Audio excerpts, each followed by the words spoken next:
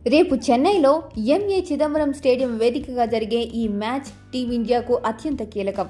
ఈ మ్యాచ్లో భారత్ గెలిస్తే ఎటువంటి సమీకరణలతో సంబంధం లేకుండా నేరుగా సెమీఫైనల్కు చేరుకుంటుంది.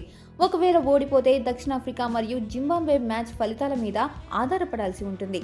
చెన్నై పిచ్ అంటేనే స్పిన్నర్లకు స్వర్గధామం. బంతి బాగా టర్న్ అవుతుంది. Kuldeep Yadav, Ravindra Jadeja spin West Indies power హిట్లర్లను కట్టడి చేయడంలో కీలకం కానుంది. ఇక్కడ టాస్ గెలిచిన జట్టు మొదట బ్యాటింగ్ చేసి 170+ స్కోర్ చేస్తే దాన్ని చేస్ చేయడం ప్రత్యర్థికి చాలా కష్టం.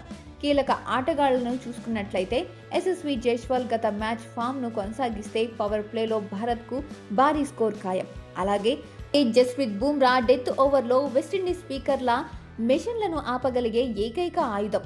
వెస్టిండీస్ ఆటగాళ్లను చూసుకున్నట్లయితే నికోలస్ పూరన్, ఇతను గ్రీజ్లో ఉంటే మ్యాచ్ ఏ నిమిషంలోనైనా మారిపోతుంది. అలాగే ఆండ్రీ రసెల్ తన ఆల్రౌండర్ ప్రదర్శనతో భారత్కు ముప్పుగా మారే అవకాశం ఉంది.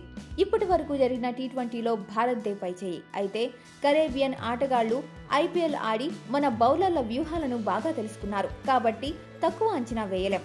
వెస్టిండీస్ హిట్టర్ల కంటే మన స్పిన్ ద్వయం చెన్నై పిచ్ మీద పైచేయి సాధించే అవకాశం 70% ఉంది. కాబట్టి రేపు భారత్ విజయం సాధించి సెమీస్కు వెళ్తుందని ఆశిద్దాం.